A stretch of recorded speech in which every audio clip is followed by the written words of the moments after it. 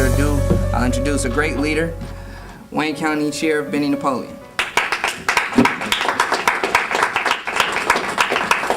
Good morning. How's everybody? All right. Certainly, I'd like to say thank you for that very kind and generous introduction. In his absence, and I guess in their absence, I would like to thank Reverend Anthony and Director White for allowing me to discuss this important issue of crime in our community with you this morning. I frequently go to forums like this or meetings like this or gatherings like this and talk about the Wayne County Sheriff's Office. And what I come to realize is that a significant portion of the people in this county really don't have a full grasp of what it is the Wayne County Sheriff's Office is required to do and what we do from a global perspective. So I'd like to take a few minutes this morning to talk to you about what it is the Wayne County Sheriff's responsibilities are and what we do, and if time permits, answer any questions that you might have. The mission of the Wayne County Sheriff's Office is basically threefold. My primary responsibility is the Wayne County jails. We have 3 jails in Wayne County. We have the Hamtramck facility, and we have 2 facilities downtown that we call the old jail, which is almost 100 years old, and another facility which we call the new jail, which is about 50 years old or so. Between those 3 jails, we have about 2,200 people who are actual residents of the jail on a daily basis, and we have about another 600 that we'll talk about shortly who are on electronic monitoring. The second largest responsibility that the sheriffs have is staffing the county courts. That means first Frank Murphy Hall of Justice, the criminal courts.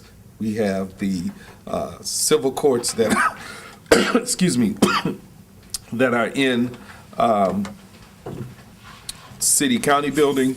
We have the probate court, which is also in the city county building. We have the friend of the court, which is in another building, and we also have the juvenile court. Between all of those courts, the Wayne County Sheriff's Office is responsible for providing security at those locations. The other mandated service for the Wayne County Sheriff's Office is protection of the county parks. There's only one county park in the city of Detroit, and that's the water park over on the east side off of Connor. But other than that, we have no other county park in the city of Detroit. Obviously, the jails are the main part of the county's sheriff's responsibility. As I indicated earlier, I have an average daily population that has been approved that's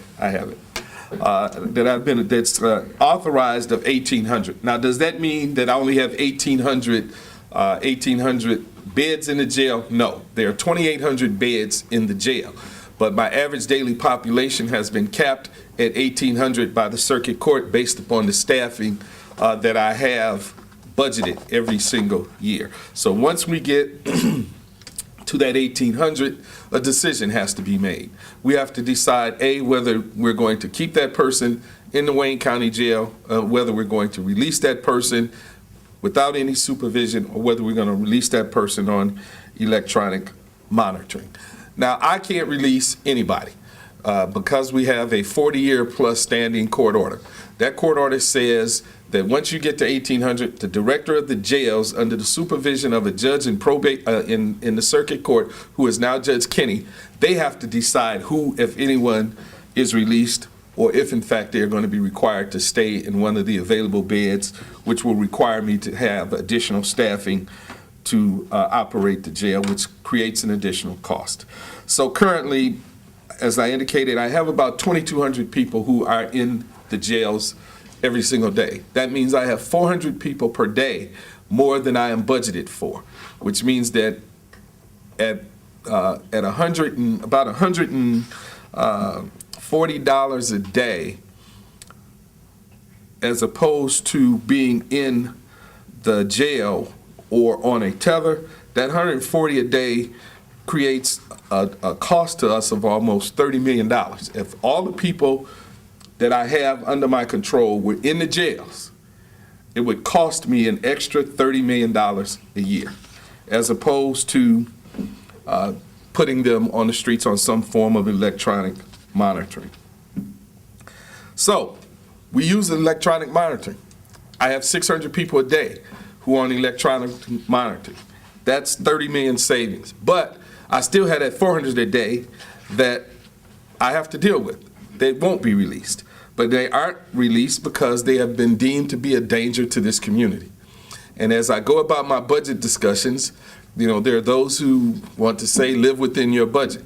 If I have to live within my budget at 1,800 inmates, that means I have to release 1,000 people, or someone has to release 1,000 inmates into our community. If I live within that 1,800 person budget, 1,000 people a day would have to be released in the community of Wayne County. I'm not prepared to do that. I don't encourage that we do that, although I am a strong proponent of alternatives to incarceration, because I have a good friend of mine who had an operation a couple of weeks ago, going on 3 weeks now. It'll be 3 weeks Friday. And he's been homebound. He can't leave because he's sick. And he's at his house, which is a very nice house. He has his television, he has his stereo, he has his own food. He has a pretty comfortable life. And every time I talk to him, he says he feels like he's in jail because he cannot leave. He's stuck there. He can't go anywhere. He couldn't hurt anybody if he tried. Some people believe that everyone who is in our custody should stay in our custody. If you're willing to pay that extra $30 million a year as a taxpayer, then that's obviously something that we would have to discuss. But it would cost you an extra $30 million. Last year, Halloween, we checked on 155 people who were on tether. All but 5 of those were where they were supposed to be. Out of 155, only 5 were not at the location they were designated to be in. We have had a great success with the tether population. Rarely does anyone violate the terms of their restrictions on tether. So we're building a new jail. Why are you building a new jail, Sheriff? I'm glad you asked that question.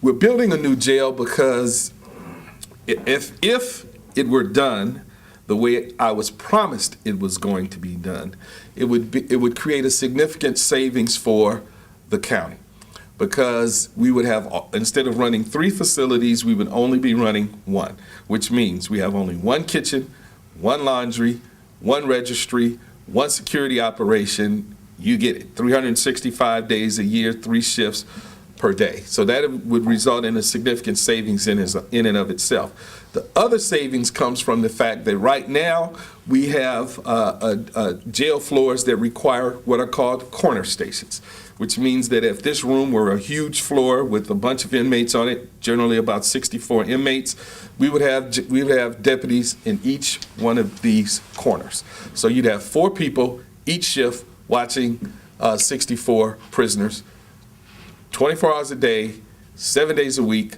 365 days a year. With the new construction of the jail, with the new method that we're using, direct supervision, you would have 1 deputy standing at a desk like this watching that same 64 prisoners, which means that now instead of having 4 people per shift watching 64 prisoners, I have 1 person per shift watching the same number. A significant savings when it comes to staffing. It's the modern way that jails are run. We're behind times. That would leap us into the new century. Also, we save money by visitation. We will have remote visitation if, in fact, it was properly funded and the technology that we were promised was in the jail.